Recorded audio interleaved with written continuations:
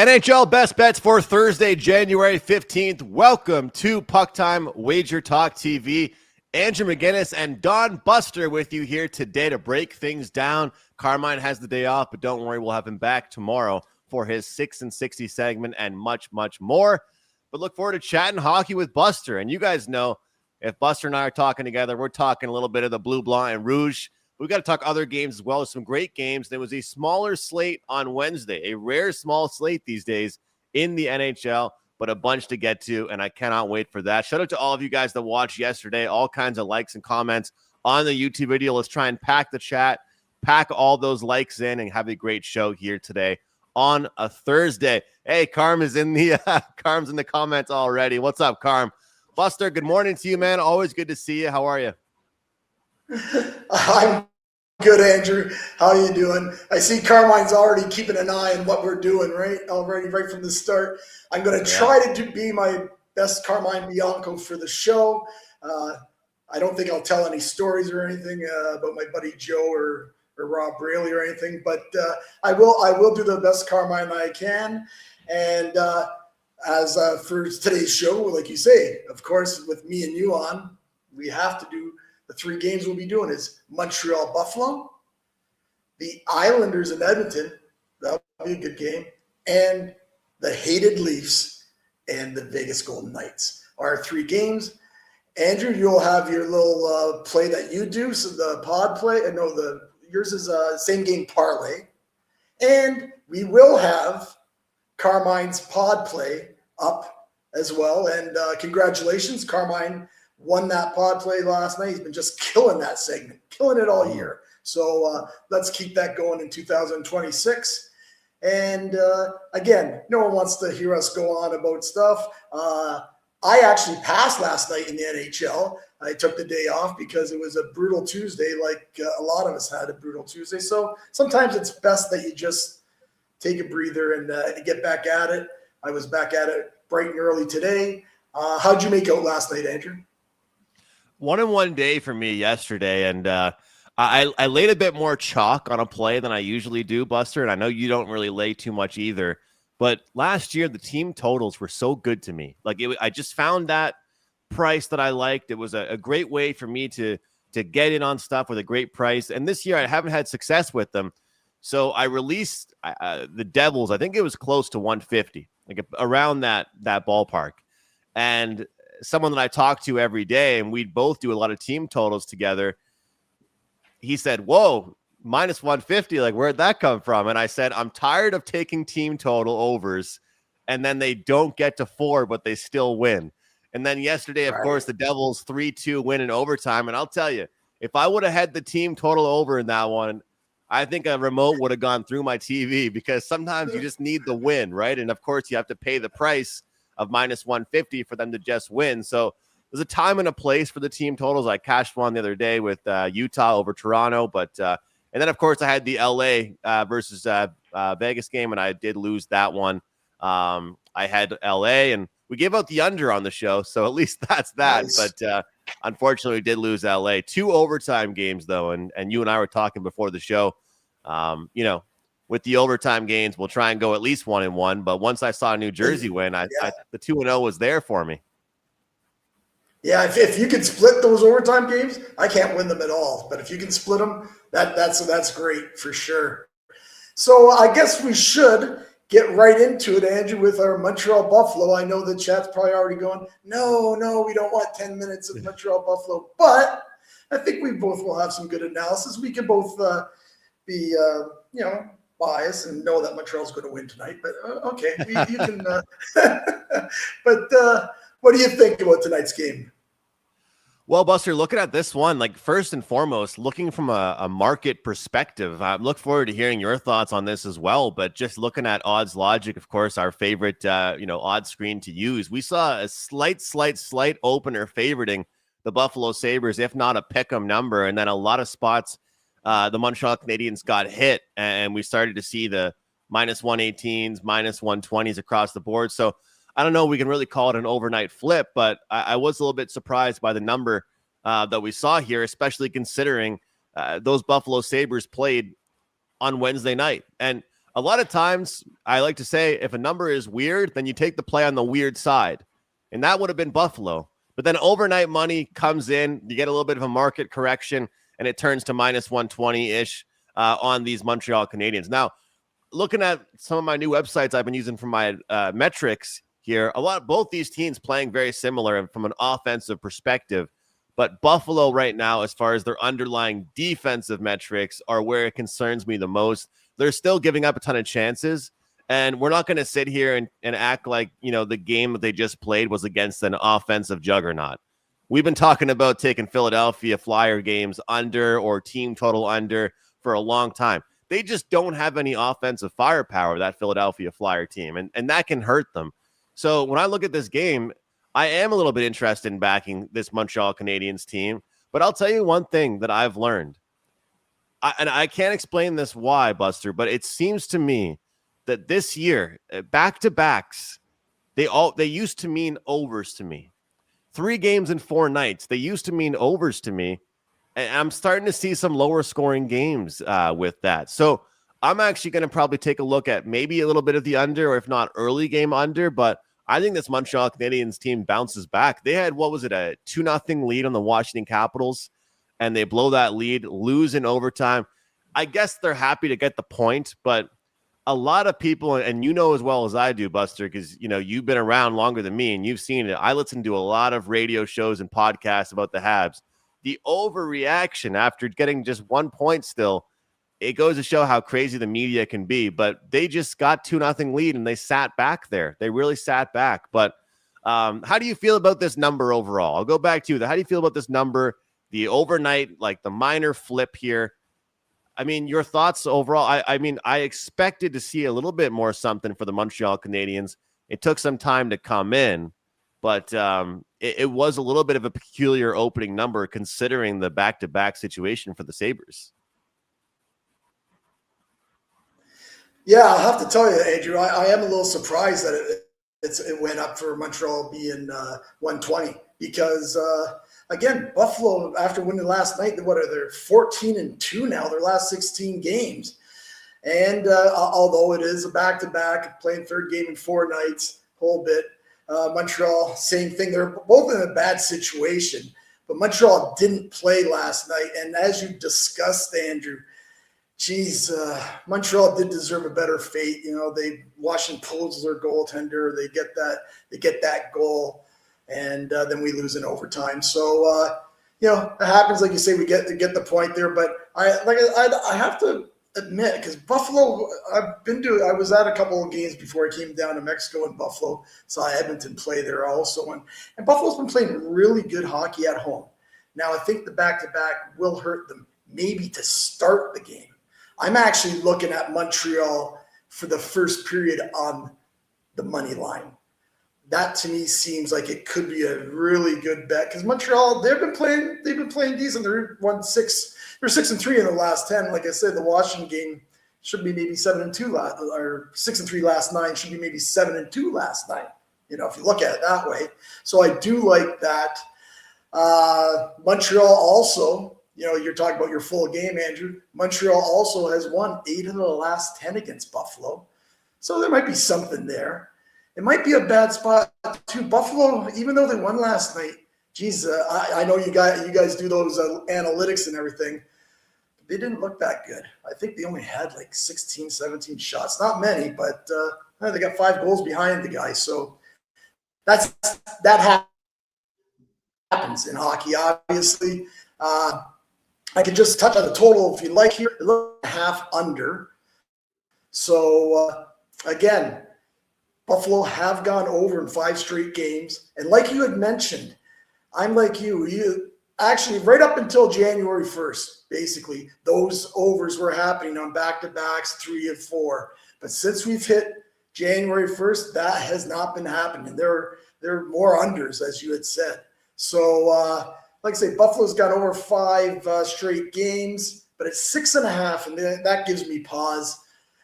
I'm gonna go with our Habs. I think Habs full game could be good, but I think what's better is Habs in the first period on the money line, Andrew. I don't blame you for that. Like, get off to a really good start. And as you talked about, they didn't really look that great yesterday, Buffalo. And as I mentioned, some of their offensive stuff has looked okay lately with some of these young guns starting to perform better. But when it comes down to it, it's a lot about defense, right? And one thing I will say that's kind of interesting about this matchup that we're not used to is this game actually kind of is more important than it's meant for a long time, right? Like the Buffalo Sabres haven't really had meaningful games against the Habs, but now I can't believe we're saying this. And Carmine's in here saying he's surprised we're not wearing our jerseys here. But one important thing. I wore mine on Tuesday, so Yeah, true. One thing that Carm did say, though, it's worth mentioning: 14-2 since firing the general manager is pretty impressive. Yeah. Like they went on that long. I mean, I gotta say, I know we got to get to our next game, but I just want to say, Buster, like it makes me laugh because it goes to show that there's 82 games these guys play. There's different things that people can get more fired up about and stuff like that, whether it's a coach or GM. Like the GM one makes me laugh. How can you get fired up after a GM getting fired? But I'm not going to lie to you. It's a coincidence, if you ask me.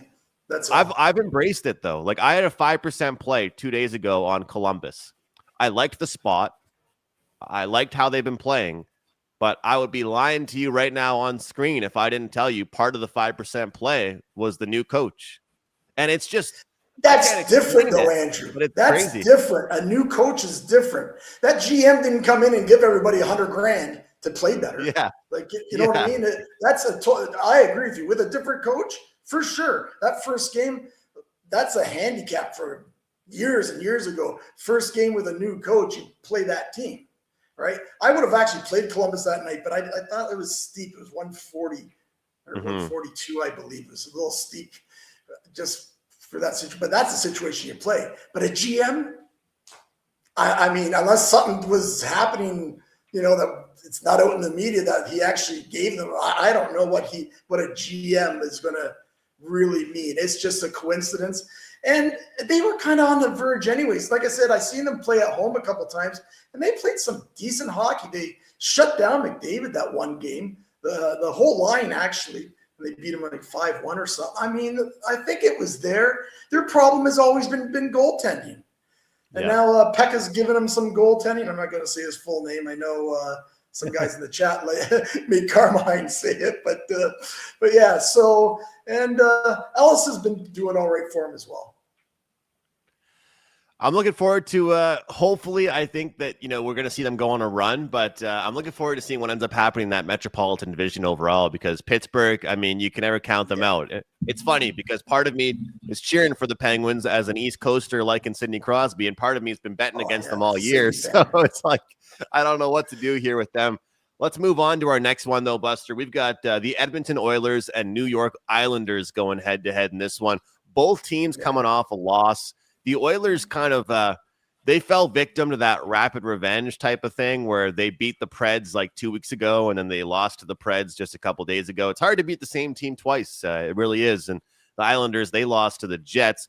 Looking at the number here at Odds Logic here, this one I saw open around -175. Money came in on the Isles. We're seeing -160 and total is at 6.5. How do you approach this game?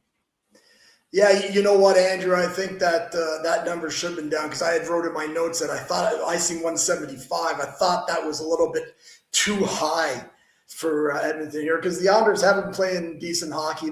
They are 3-2, but they lose in a shootout, and they're right in that game right to the end with Winnipeg. So little puck luck or whatever, who knows? It could be 5-0. Edmonton are also 3-2, like you said. They did lose in that against Nashville. I believe it was overtime or maybe a shootout.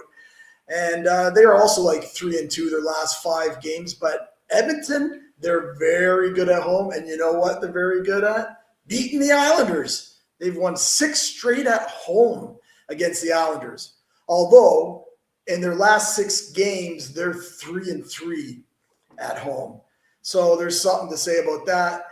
Third game in 4 nights never helps either. But like I say, Edmonton being at home.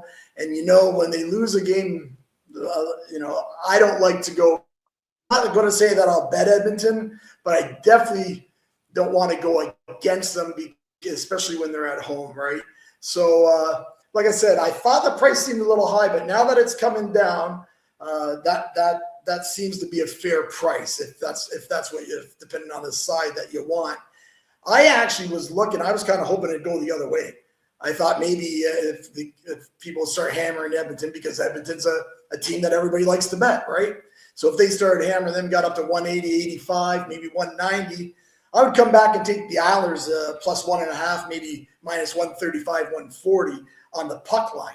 I thought that might have been a good bet, and it still may be. It's early this morning, so we'll see what happens there if that comes around. I actually, when it comes to the total here, I kind of lean a bit under. I know that's crazy because the Islanders have went 6 out of 7 over. Edmonton, I think, have won 5 of its last 6 over. But when these teams get together, 7 unders, 1 over, and I gotta believe both these clubs aren't happy with all these overs. Like, you need to play defense to win in the NHL. You need to, and I know Edmonton has struggled on that end of defense. Islanders can play some really good defense. But I got to feel, just again, gut feeling, which, so I don't bet with gut feeling, but just have a feeling that this is going to be a close game, a tight checking game, a little bit more, not to what they've been playing like lately, because they've been just playing mass overs. The only game that they did play was 4-2. Islanders beat them this year. So, I would lean to the under. I don't think it's going to make my card, but that just gives a little analysis on how I'm thinking about this game. You have to watch out, though, because Edmonton has that number 1 power play. So if there's a ton of power plays, Andrew, then you get that over. But both these teams are pretty good on the penalty kill. So that also comes into play here. But 6.5 seems a little touch high, even though they've both been playing some overs. That's a good point. And funny enough, I guess it kind of makes sense because of the matchups and such, but this Oilers team does play a bit better defense at home as well. You've talked about the success they had against the Oilers overall. Yeah, they seem to be a better defensive team. I don't know. They're less sloppy. They make less mistakes. Just looking at the goal differential for them, it's nothing crazy, but I believe they've allowed, what is it here, like 10 or 12 less goals at home than they have on the road. And they just seem to have been playing a much better brand of hockey here. With this Oilers team, they're coming off of the loss like they are here, the 4-3-1. I thought that was one of those games where they still created some chances. Like, you talk about how Carmen and I like to look at some of these numbers, Buster. Sometimes what I like to do especially is just to go back and kind of look to see after the game, which team deserved a better fate, and how the game actually played out. And some of the websites that we like to use will give you a percentage. And a lot of people know that website, Money Puck. And, well, this website gave the Oilers a 64% chance to have won that game against the Preds. However, they lost 4-3. They're playing good hockey right now. And what's crazy, that the McDavid's pretty much already achieved a point per game status. Like we're talking January 15th. The guy's having a phenomenal year right now. But the thing is, I get what you're saying with that over. The only thing or with the under, the only thing is that I have been seeing the Islanders give up a lot of opportunities lately. I find that this team is a little bit of a different team than they were the past few years. Like, if you wanted to have a nap, you could toss on a New York Islanders game and get ready for another game to come on, because this team was not exciting for a long time. You put Matthew Schaefer on there, you put some of these exciting offensive weapons on there, and these guys started to be a lot more fun. I sometimes do get concerned, Buster, about some line movement, but it only affects me probably in some games.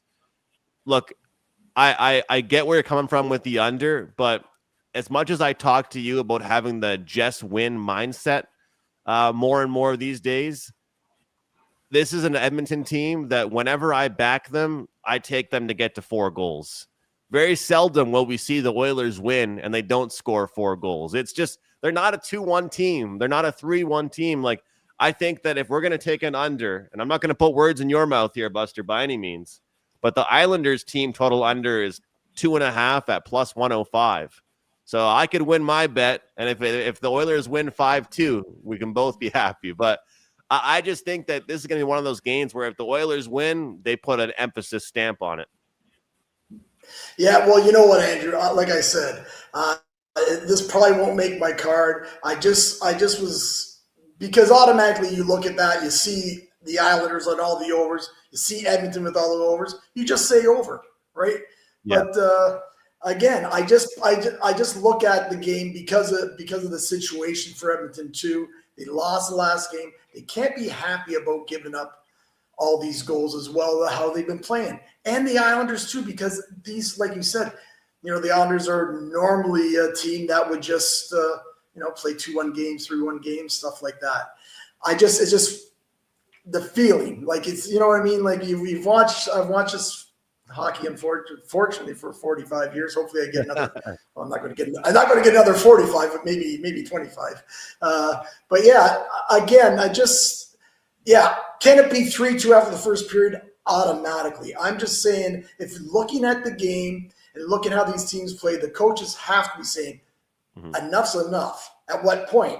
Maybe enough's enough once they're, have went over in 9 out of 10 and 10 out of 11. I don't know. I'm just saying, for this game here, I can't bet Edmonton at 170, 180 because you can't trust them a lot. Although you want to, because, you play Edmonton after a loss. Don't really want the Islanders because they have been on this it's a road trip. So I'm not sure I want to play them on the on the money line. But like I said, if I got to bet, my best bet would be if Edmonton went to 190, I would bet the Islanders on the puck line. As far as the total, I'm probably not betting under the 6.5. It's more of a cautionary tale to everyone. It's just not an automatic over. That's the way I look at it. And just talk more thing, Andrew, about your that money puck or puck, whatever you guys do your analytics.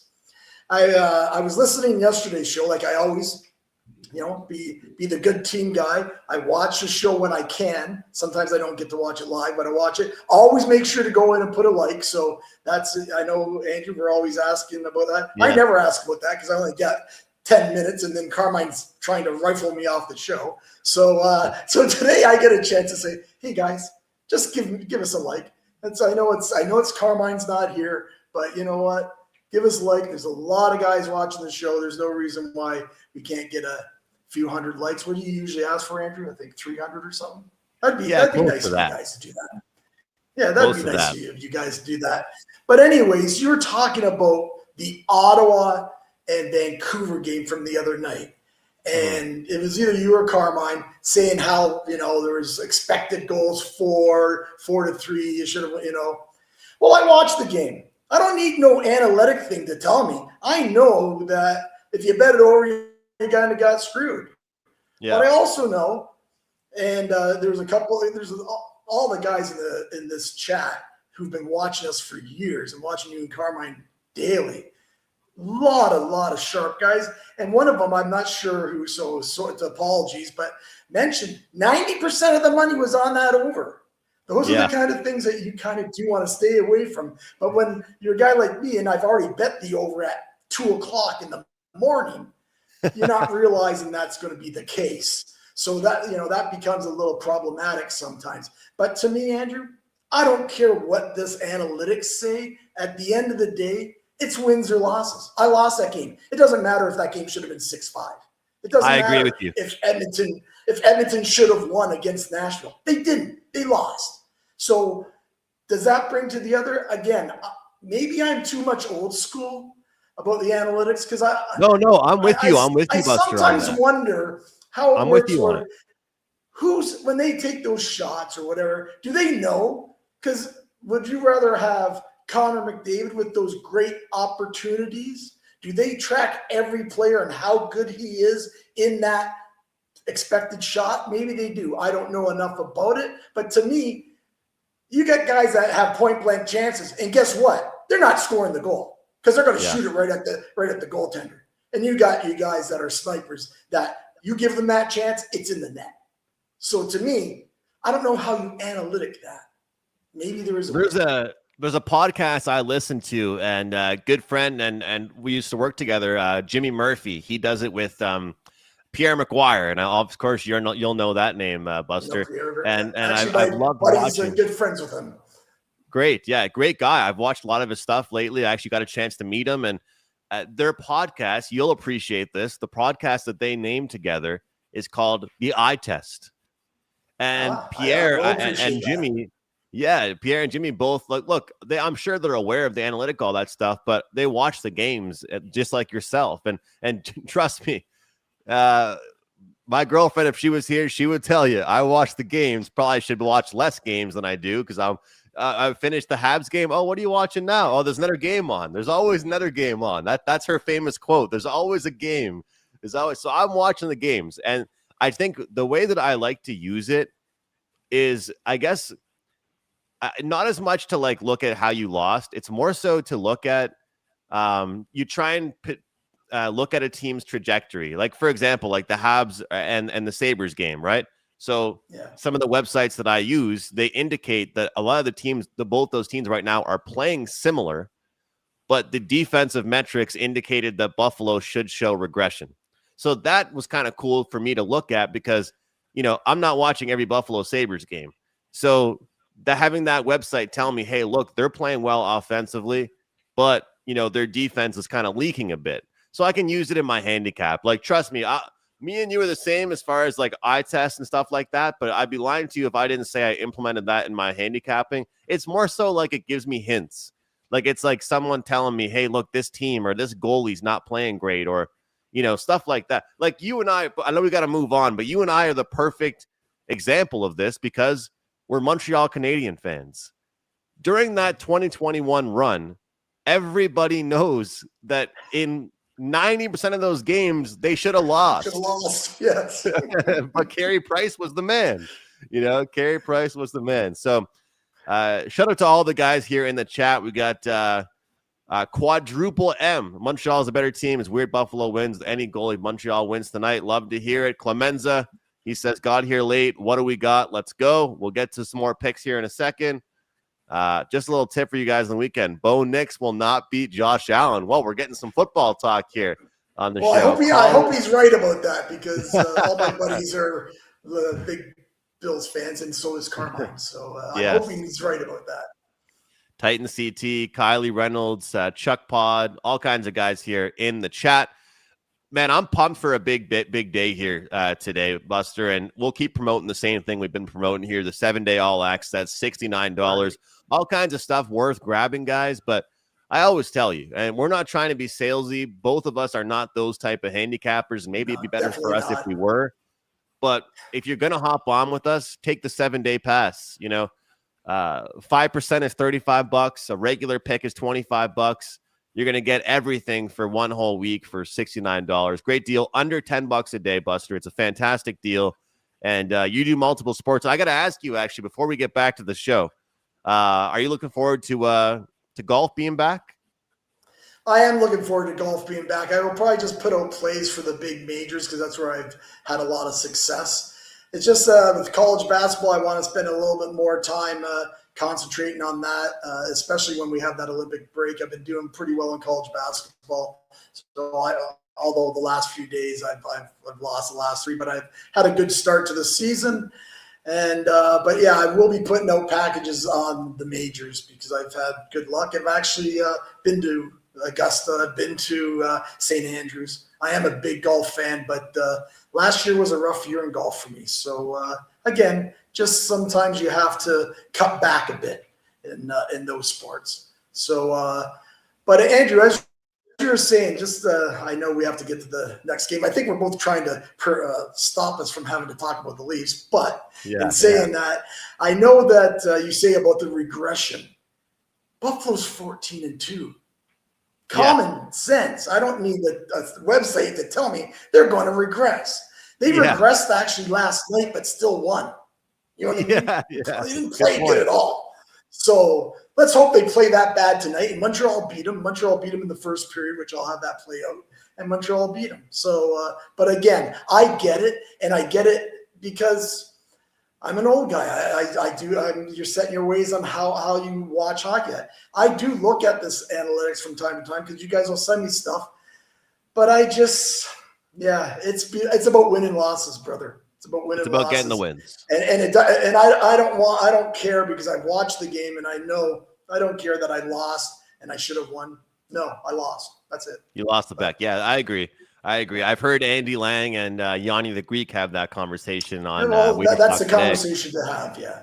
Yeah, they've talked about that with like getting the best of the number. Like if you bet a team minus 140 and the line went up to minus 180, but they ended up losing 4-1, do you feel better about the loss? Well, No. You still lost. You still lost the game, right? Perfect example, Andrew. The last 3 college basketball games, I had a team. I had them plus 1.5. The line, they were a 3.5 point favorite once it went to the game time. I had a total. I had like 4 or 5 points on the total. I lost them both. I had the best of the number, huge. Sometimes that always doesn't work. And truthfully, with all the information out there and everything, it's a little bit different. By rights, if you always get the best of the number, you should be winning all the time. Right. But I don't know how many shows I've watched, people saying how they've got the best of the number and lost, right? So it seems to be way more happening like these last couple of years than it ever did, because it was never really like that. But we got a comment here saying they love the Mexican blanket from you here. Loving the Mexican blanket. Great to see that. And I'm glad I can bring it back. Turbo says 2 Montreal guys talking me into betting Montreal. LOL. All right, Bus, let's get back on track. Okay. I got to get your thoughts on this one here. Look, there's so much I could say about the drama going into this game, but I'll save that for a different post on social media. At the end of the day, this game is not taking place in Toronto, but it still is the first time Mitch Marner will play his former team. Here's the one thing I'm going to say, and I'm sure we have some Maple Leaf fans that watch this show. If you guys don't miss him so much, if you guys don't like him anymore, why do you keep talking about him? Like, how many people say that they're over their ex-girlfriend, but they keep talking about them every day, or you keep calling her and texting her? Why are you guys talking about Mitch Marner on Twitter every day if you don't miss him? If you don't miss him, then stop talking about, because you know what? Vegas fans aren't talking about you. Nobody's talking about, so that makes me laugh. But that's a great analogy, Andrew. Yeah. That's a great analogy with the girl. It makes me laugh. A great analogy. But they don't miss him, apparently. They do.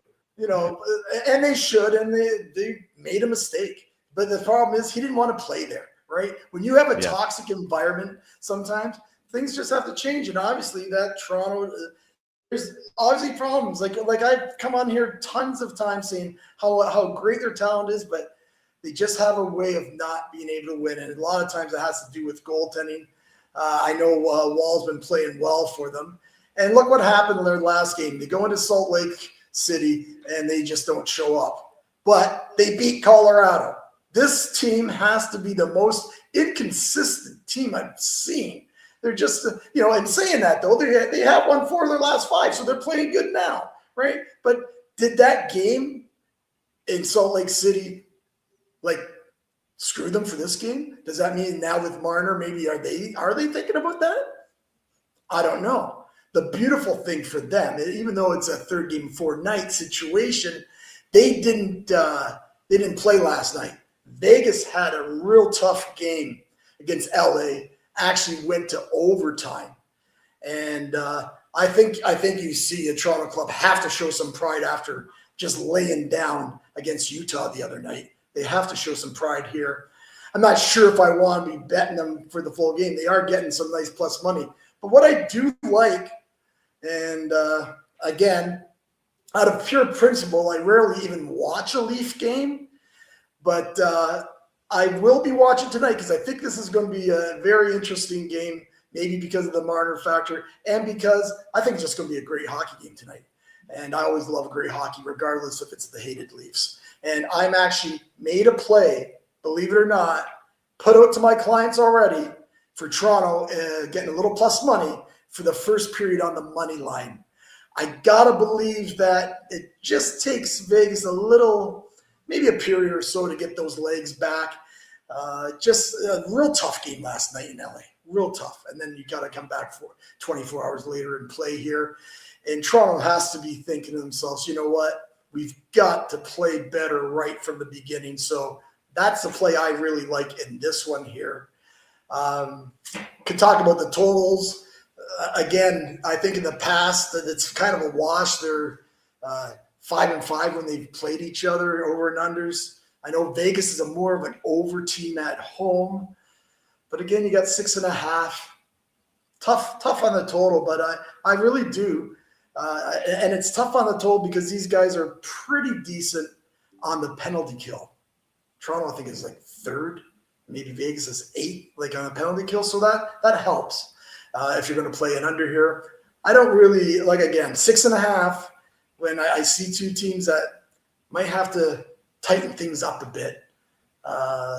Going to pass all that total, but I really like, believe it or not, the Leafs first period on the money line, Andrew.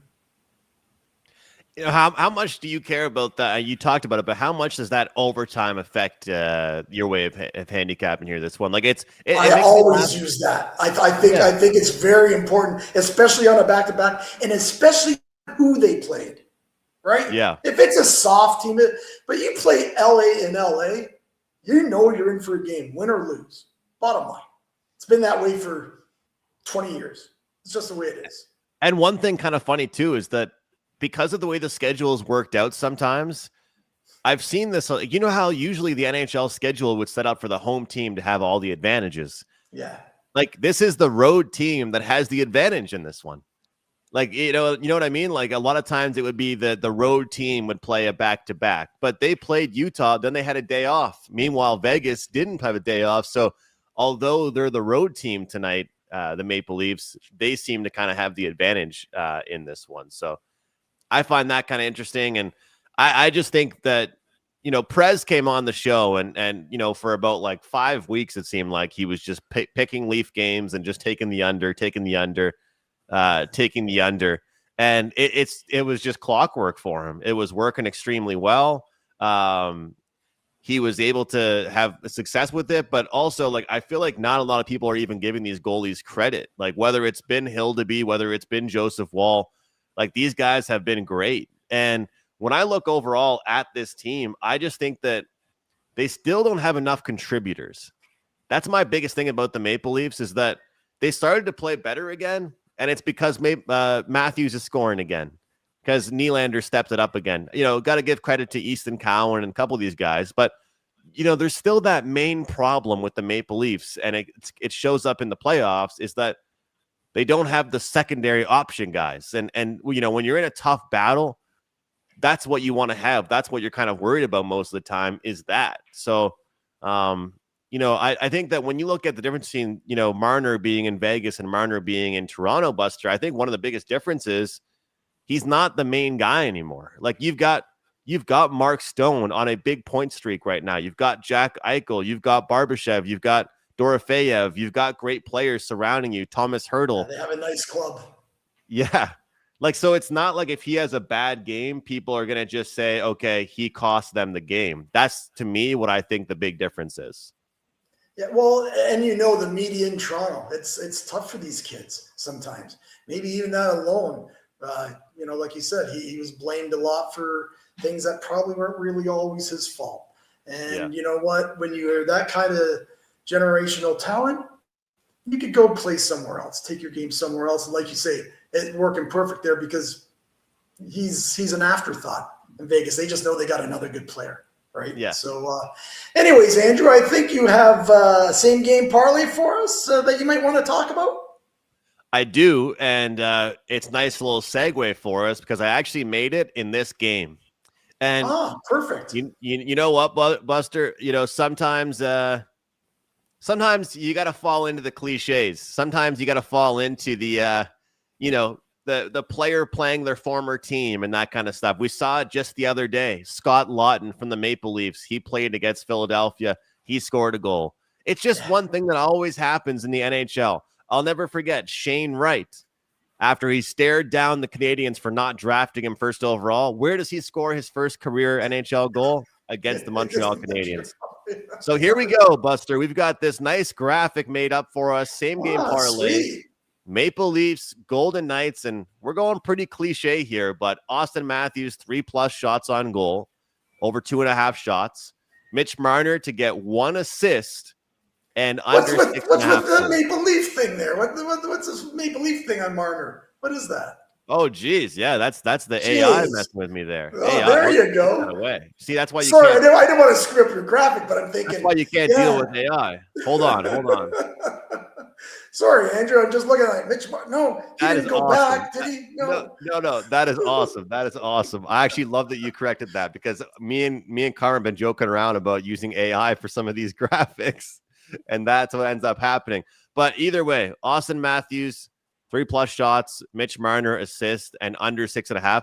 And what's funny, I know you're not a huge parlay same game guy and stuff, but one thing that they love is when you counter what's the word for it? Like when you contradict yourself, right? So if you give out a few picks on guys to do things, but then you also take the under, it helps juice up your odds a little bit because they're like, what the hell? You like the under, but you also like a few guys to get points and a few guys to get shots. So yeah, I think it's a good one. You got Matthews that's starting to shoot a lot more.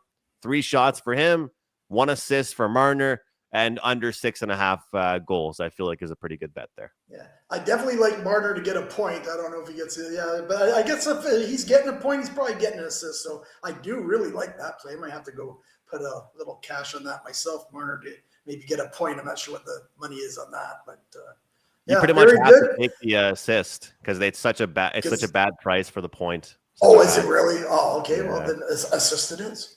Yeah, got to go with the assist. So, brother, what you said you're doing a lot more college basketball lately. I've been doing some college team totals and stuff, and it's a busy time right now. NFL postseason. How fun was that to watch? Besides my Packers getting Unbelievable destroyed, games. Yeah, great games to watch. Great games to watch. What's going on for you this week? yeah. We'll just tonight. I have a double play in hockey. As you know, I have my big plays that I've circled for. Like I have one circled for February, the end of February one. I do have a couple that are close on Saturday. I've been just crushing 5%ers in NHL hockey, just having up 88%. I think I've only lost one the whole entire year. So yeah, grab that grab that great 7-day all access pass. You'll get the college basketball, you'll get the NHL, you'll get the NFL playoffs coming up. And remember, college football championship game is coming up on Monday. So good time to grab that 7-day and get all our plays. I think you still have a POD from our brother Carmine to give everyone. Do you not, Andrew? Yes, we do. Yes, we do. We'll give it out together here. 12-0-1. To the over last 13 games, the San Jose Sharks. I've talked a lot about wanting to hop on streaks more in the new year. That was part of my New Year's betting resolutions. And Carm says, you know what? This team's going over and over and over and over and over again. Let's do it again here. We're going to take a look at the San Jose Sharks game over. And I'll tell you what, whether it's been early games, early in the games, late in the games, however it's been, they've been scoring goals, and they've had comebacks. They've had good starts. They're playing against the Washington Capitals here, and I think they're going to have another tough game as far as their defense is concerned, so if they can score some goals as well. And you know what's funny is Carm was cold with the PODs. Now he's heating back up again, but he's keeping that same graphic the way it is. I kind of like it. It looks pretty cool. I'd like to know where he got that jacket. Because those are those jackets that years ago they'd throw paint on or something like that. When there's like a nice big mink or whatever he's got going, he actually looks like what do the kids say? He's an OG or something. Like, he looks like he's one of those guys. Carm looks like a guy I wouldn't want to mess with there. Yeah, he does. Yeah, but we know Carmine, and he's just a nice guy. That's for sure. Gentle giant. All right, here we go, guys. I'm a perfectionist here. This one looks a lot better. I got to tell you, that looks pretty clean. Yeah. Looks pretty clean. It's not bad. Nice. Very nice. Plus 465. And I'll tell you, guys, you guys were giving me a hard time with the same game parlays. If we don't get going with them again, we'll start just making it a prop segment, and I'll give you out all my favorite props. But, there's a lot of times I've given you guys props within these parlays that you guys could bet individually. Don't forget about that. We're making a fun bet every day. Yeah, yesterday I gave out Batherson and Stützle to get a point together. That would have been like plus 100 or plus 110. Then I threw on the under in the Rangers and Sens game for the parlay, and it was like 8-4. So the 8-4. I'm not sure what's going on with that Rangers club. My God, man, that's just tough. a total shit show going on in MSG. Ugh. Yeah. Anyways, big time. All right, guys, we got a few more minutes. Comment. Let us know any questions you want us to answer, any type of games you want us to talk about. We had one person was asking about the Vancouver and Columbus game. Now, you talked about it, how the last game, Buster, you weren't a fan of it. You didn't really want to jump on the coach's bump because of the price. And now this is a weird situation because Vancouver, they've looked awful their whole road trip. They haven't shown any signs of getting better. But Columbus is riding that coach's bump. You know, part of me, I look at this one and I kind of think to a handicap you mentioned earlier in the Oilers game. Part of me has a small lean to the under in that game. Yeah, I just think that we could see both teams want to come out defensively. And Vancouver, if you're going to show pride in some way, you got to show defensive pride, right? Yeah. Again, it's tough with Demko on the IR, right, for Vancouver. And I think we both talked about it on Tuesday. I know they've lost with 7 straight or something like that, but some of the games they have looked all right. You might maybe, I'm not sure what the price will be. I think, isn't Columbus like 180 or they're pretty high, right? You might want to look at Vancouver on the puck line for a small little play. That seems something, because when a team loses that many games, it just sometimes they just can turn it around that one night and you think, oh, where'd that come from, right? That might be one of these nights, or you can't lay the 180 or whatever Columbus is. That's the problem, right? You can't lay that. You might, if you really like Columbus, you play them in regulation. That's be the only way that you can do it, if you ask me. Kind of like even Edmonton tonight. I don't know if I'd even want to lay. If I'm going to bet Edmonton, which I'm not, you'd want to lay the regulation. I think is even money right now, or maybe -5 or something like that. So all I can say is that there's been so many times over the years where a coach got fired and the team went on a run, and I just never hopped on it. Yeah, run. Like so Dave Perkin in 1 year, he went on so many runs with like 3 coaches getting fired. I remember Dave when Vancouver fired a coach. Like I remember, God bless, rest in peace, Dave. I think he ran off like 7 wins in a row, and he said it was just set it and forget it, automatic, right? So part of me is like, if I hit a 5% on Columbus the other day, maybe I do a little 2%er today, but I think the under could be the move. You might be, again, it's hard to bet Vancouver with the way, losing all those games. And Columbus, and I mentioned probably maybe 3 weeks ago, I had said how close this whole Eastern Conference is. And I even said, I think Columbus is a team that could do something as well, because I do like their team, right? And I like that Jack Greaves too. If that kid gets hot, not bad. Right? So that it could be a good under if Vancouver gets their goaltending like they got the last game, but that's not happening a lot for Vancouver. So very tough game. You might be on something about keep playing Columbus. I just can't lay that big price. I don't know, maybe Columbus regulation. You might be on something there. It won't make my card, but hopefully that gives a little analysis to whoever asked in the chat. Kopech says puck time during or on the Olympics. We're going to try and maybe have some videos. I'm not sure just with the scheduling. I know that with my show, the pre-scout, I'll be having some overnight picks. The problem is, guys, is that our time slot that we have, 11 a.m. Eastern for this show, it sets up for a ton of shelf life all day, right? Right. So if we do 11 a.m. Eastern for puck time, there's games that are going on in the morning, in the afternoon. So, as far as our time zones for how we work here at Puck Time, it's a little bit difficult. So not to cross promote my own show here, but I'm going to.